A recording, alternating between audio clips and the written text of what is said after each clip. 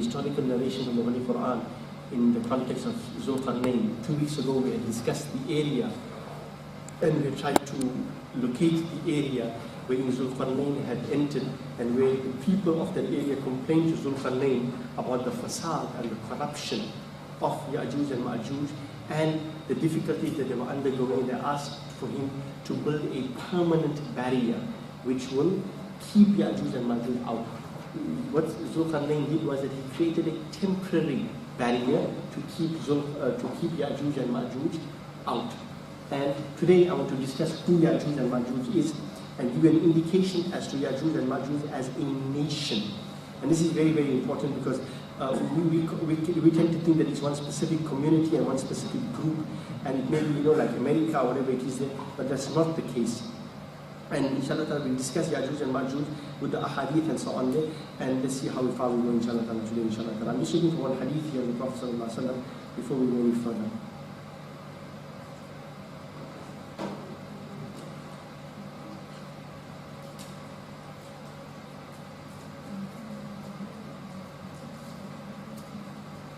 Okay, this is in Kitab al-Fitan in Sunan Ibn Majah, and it's narrated by Abdullah ibn Mas'ud radiyallahu ta'ala anhu. And I'm going to show you the historical importance of Ya'juj and Ma'juj.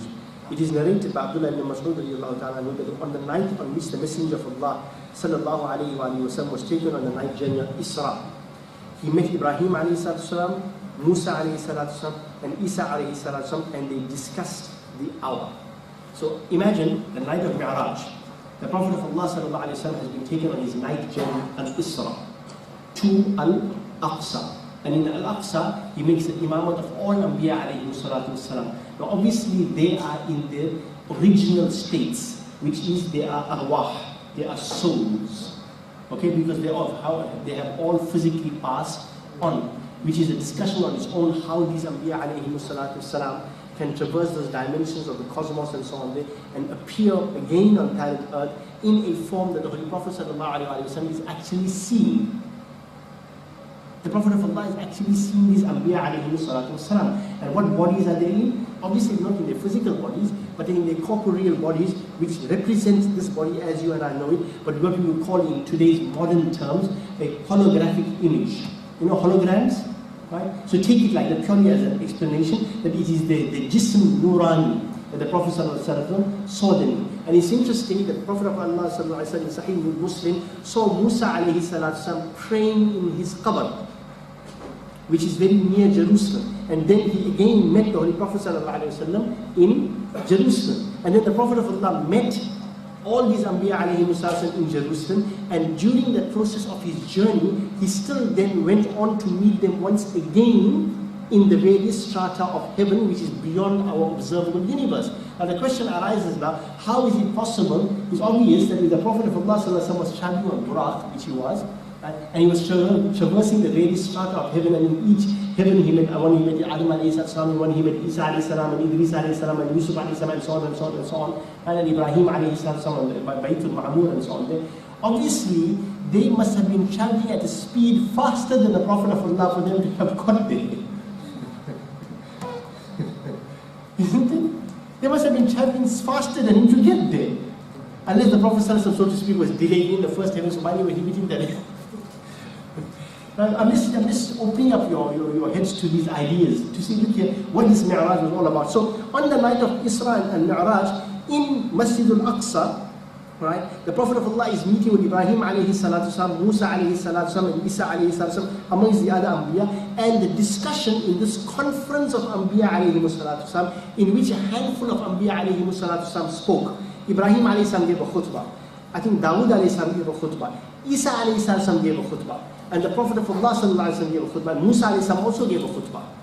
Right? So it wasn't just a salah that was performed in Al-Aqsa. It was that there was a conference of Anbiya alayhi salatu wasalam. And not only did it stop at prayer, it went on to being a bayan. Each Nabi spoke about his era, spoke about Allah's favors upon him, etc., etc. I'll discuss this some other time with you. Right? And thereafter the discussion turned to Alamat Sa'at, the signs of the hour. Now, at such an important occasion, the Prophet of Allah sallallahu alaihi wasallam and Anbiya alayhi wasallam, the highest ranking Anbiya alayhi salatu wasallam, are speaking about the hour.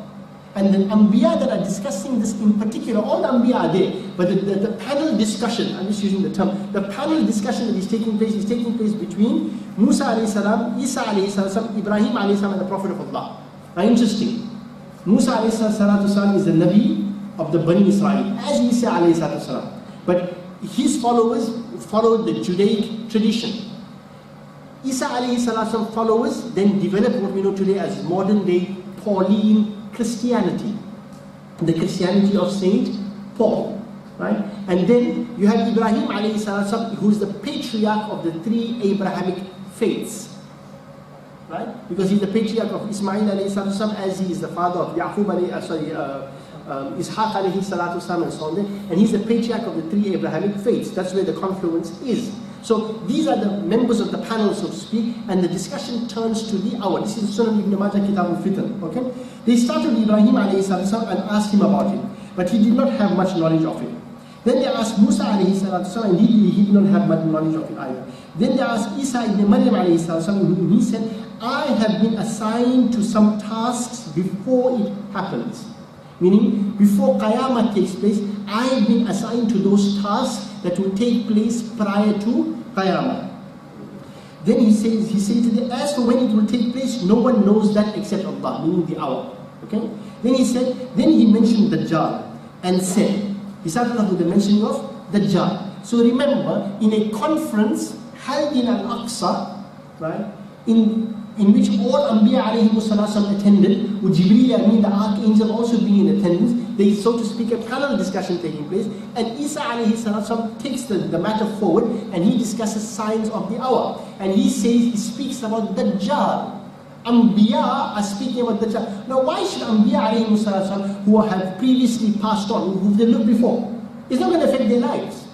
But they're discussing it because they are in the office of prophethood. And this is a major event in the history of humanity, and they are the greatest representation of the most evolved human beings that Allah subhanahu wa ta'ala has created. As part of the human species, they are discussing an important event in world history, in human history. So Isa alayhi salam said, he mentioned Dajjal and said, I will descend and kill him. Then the people will return to their own lands and will be confronted with the Gog and Magog people. They'll be confronted. Which means that these people, after the death of Dajjal, it won't be the end of Ya'juj and Ma'juj. In fact, it is now that they will truly unleash everything that they have. All their power, firepower, and everything that they have will now come to the fore. Okay? And then Isa alayhi salam said, and who will? وَهُمْ مِنْ حَتَّى إِذَا فُتِحَ يَأْجُوجَ وَمَأْجُوجَ وَهُمْ مِنْ كُلِّ هَدَبٍ يَنْسِلُونَ. And Isa alayhi salam quoted the Qur'an. Right? وَهُمْ مِنْ كُلِّ هَدَبٍ يَنْسِلُونَ. And they will swoop down from every mound. They will not pass by any water, but they will drink it. And they will not pass by anything that they will spoil it. Meaning they will consume the resources. The basic resources for sustainable development will be consumed by these people. Remember, this is a sign of Ya'juj and Ma'juj. And it doesn't necessarily mean that it will occur only during the time of the war, the great war between Isa alayhi salam and Ya'juj and Ma'juj. But it will be one of the characteristics of these people, because they are fundamentally consumers. Just to give you an idea, right? America spends more on pet food in a year, right? And the amount that they spend on pet food in a year is enough to alleviate poverty for the year in the whole world. No one will go hungry if America just stopped buying pet food. As an example, America comprises not even 20% of the world's population, but consumes 80% of the world's resources. So that it doesn't even constitute 20% of the world's population, but it consumes 80% of the world's resources. And who's manufacturing these resources fundamentally, currently? It's never been Russia, do you know that? Russia never ever was a producer to that degree. You know, you should hear made in Taiwan, but everything was China.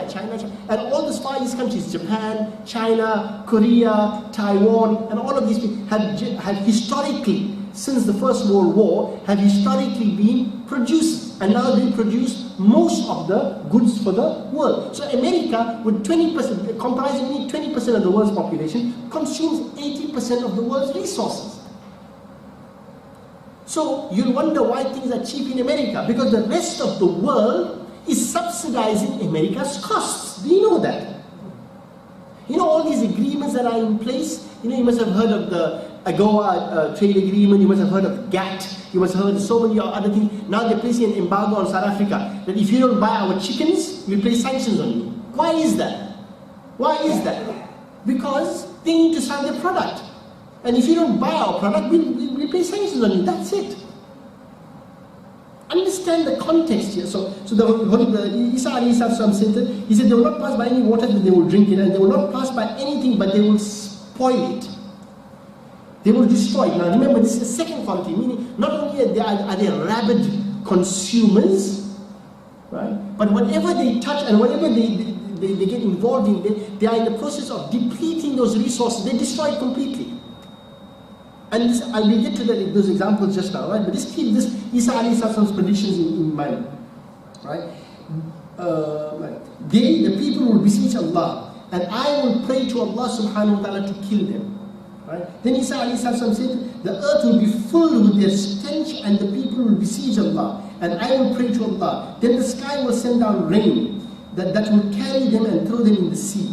Then the mountains will turn to dust, and the earth will be stretched out like a hide. I have been promised that when that happens, the hour will come upon the people, like a pregnant woman whose family does not know when she will suddenly give birth. One of the narrators, Awam, said, confirmation of that is found in the book of Allah, where Allah subhanahu wa ta'ala said, حَتَّى إِذَا فُتِحَتْ يَأْجُوجُ وَمَأْجُوجُ وَهُمْ مِنْ كُلِّ هَدَمٍ يَنْسِلُونَ. That there's numerous other ahadith, but I wanted to use this hadith as an introduction to give you an indication how important and how critical knowledge is about Ya'juj and Ma'juj. And the fact that Isa alayhi salam plays a fundamental and a central role in the destruction of not only of Masih al-Dajjal, the Antichrist, but he will also be instrumental, right, in destroying Ya'juj and Ma'juj. As we go to the rest of the hadith, I just want to bring to your attention, it struck me and it made me laugh a bit, right? You will see that Ya'juj and Ma'juj will be such a destructive force and such a powerful nation in their own right, so to speak, that when they wage war against the people, there will come a time when they've been victorious, so to speak, so they think they are victorious. Then they will wage a war against the people of the heavens. They will engage in a war. I'll come to that, but I'm just giving you a precursor to it. Right? They'll engage in the war in the people of heaven, and they will shoot their arrows into the sky. Now we can't use the word to the arrows. No, it will be their missiles and whatever it is. Just by the way, for your information, in 1993, there was enough nuclear weaponry on planet Earth to destroy planet Earth as you and I know it within 2 hours. Nuclear destruction. Enough nuclear weaponry in 1993. It's now 2016. Enough. If they have to unleash all the weapons of mass destruction, WMDs, it will destroy and kill everybody on planet Earth in a space of 2 hours. That's it. Khalas, baat khatam. You got long lines there waiting there, boy, for customs when you get there. Hey, you all of one in mass, you know, gone. That's it, boy. You're gonna wait in line there. 2 hours. That's it. So don't think that, you know what, these things. So anyway, coming to so they will launch their weapons, Ya'juj and Ma'juj, in, you know what they call Star Wars, right? And when the weapons come down, you will see it will be full of blood and whatever it is, as if you know. Trust me, you can't put it past this deceptive nation, like they've already started preparing us for over a period of time. That what is the meaning that they will launch their artillery and their weaponry into the skies? What does it indicate to you?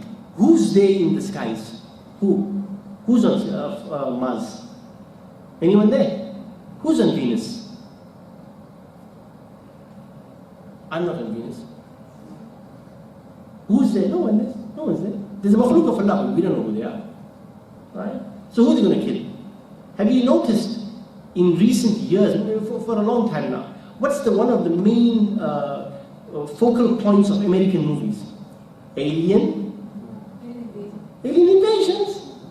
They've already created a mindset amongst people to prepare them to believe that an alien invasion can take place. Trust me, you'll be surprised how the subtle, what do you call this thing? Subliminal suggestions work. Right? And it's all about liberations, liberators, and all so on. And people are flying to the earth there, and you see these alien nations coming down, and they come into. And how they show it to you? They put it across first as the alien invaders coming here and destroying major cities and this and that and whatever it is. So you begin to believe that the only liberators of the world right now, if you ask any movie buff, who's the liberator of the world? Mauritania, Mali, Burundi, Egypt. No, America. They are the liberators.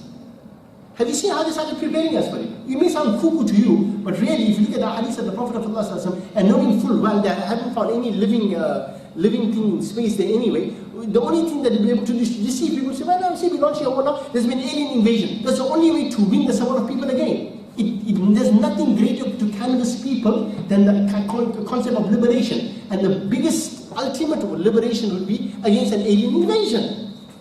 Isn't it interesting that the Prophet of Allah said they launch a war against who? Who in the sky? You're going to kill Malaika.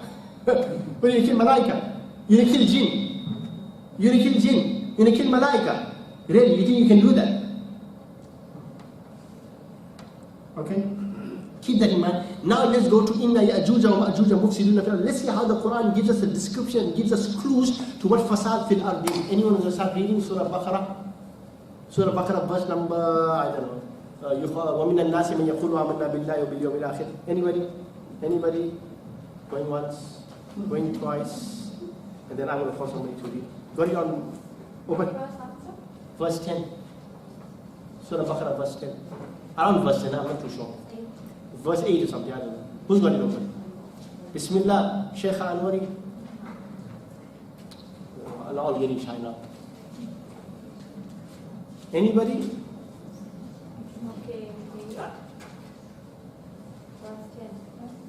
Just before verse 10, verse 8 or so. Yeah.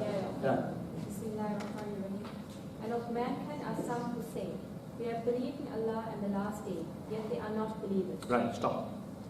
First thing, Allah subhanahu wa ta'ala in the opening verses of Surah Baqarah, which you're going to read first, Allah subhanahu wa ta'ala is giving you some human archetypes. And Allah subhanahu wa ta'ala is informing you that there are groups of people in mankind out there who make a claim. We believe in God. And we believe in the hereafter. Meaning we are a religious people. We are not atheists. And Allah subhanahu wa ta'ala is saying, but they are not believers. So Allah subhanahu wa ta'ala is giving you a category of people on planet Earth out there who will claim and profess to be people of religion, who will claim and profess to be people of God, who will claim and profess to be people who believe in the hereafter and believe in the concept of heaven and hell, etc., and accountability and the day of judgment, blah, blah, blah, blah, blah, blah, blah. Allah subhanahu wa ta'ala says, وَمَا هُمْ بِمُؤْمِنِينَ, but they're not believers. So Allah subhanahu wa ta'ala is telling you that don't take it on face value, that people may subscribe to the fundamental values that you and I may subscribe to, but that does not necessarily mean that they are believers. Can you? They seek to deceive Allah. يُخَادِعُونَ اللَّهِ وَالَّذِينَ آمَنُوا. And the believers. What's their intent? To deceive Allah. They want to bluff Allah. And they want to deceive the believers. So there's a group of people out there that have a different agenda. And you get sucked in, you say, but they just subscribing to the faith. They are people of faith, they are people of religion. وَالَّذِينَ آمَنُوا وَمَا يَخْدَعُونَ. In fact, they deceive none but themselves. They are in a state of delusion. They think they're deceiving people. They think they're deceiving the believers. They think they're deceiving Allah. You can't deceive Allah. But they think they even deceive the believers. But the believer, because of his firasa, the insight which Allah subhanahu wa ta'ala gives him, is able to see through them. No matter how nice they may couch their ideas in and how they may market themselves and how they may package themselves, the believer will realize and understand with the help of Allah subhanahu wa ta'ala that these people are empty people and they are deceptive nations. Right? Yet they perceive not. And this is the biggest delusion and the biggest deception. The biggest deception of these people is that firstly that they believe they are on haqq. They believe they are on truth. Right? And the biggest deception is that they believe, or they are under the impression that we've duped everybody. They themselves don't realize that they themselves have been deceived. That they only deceived themselves and nobody else is buying their story. They don't know how deluded they truly are. Can you? In their hearts is a disease. So Allah has increased their disease. Right. في قلوبهم مرض. Now what is it? Arteriosclerosis. What? This is a spiritual disease. في قلوبهم مرض. So they are internally corrupt people. Right? لهم قلوب لا يفقهون بها. They have hearts that don't really truly comprehend. ولهم أعين لا يبصرون بها ولهم آذان لا يسمعون بها أولئك كالأنعام بل هم أضل أولئك هم الغافلون. Allah subhanahu wa ta'ala is telling you في قلوبهم مرض. When they have the sickness and the disease in their hearts, when their hearts are completely diseased, then this disease doesn't only stop at the heart, it manifests in all of their organs. So in spite of the fact that they have the faculty of perception and understanding, they truly don't understand. They're looking but they're not seeing. They're hearing, their ears are open, they have the capacity to, but they're not really willing to hear the truth. Right? So understand this within the context. So understand that these people are thoroughly diseased people. فِي قُلُوبِهِمْ مَرَض. And this corruption of the heart has led to corruption of every part of their, in terms of their perception and in terms of their faculties of understanding and comprehension. Right? فَزَادَهُمُ اللَّهُ. Allah subhanahu wa ta'ala says, there is no way that the disease is going to decrease or they will be cured. In fact, the disease will continue to increase. So as the days go by, as these nations begin to proliferate, you will see that the symptoms of the disease become more and more severe. So what you saw in terms of wanton destruction and waste and extravagance and all types of evil in the 1940s, people at that time would have balked at it.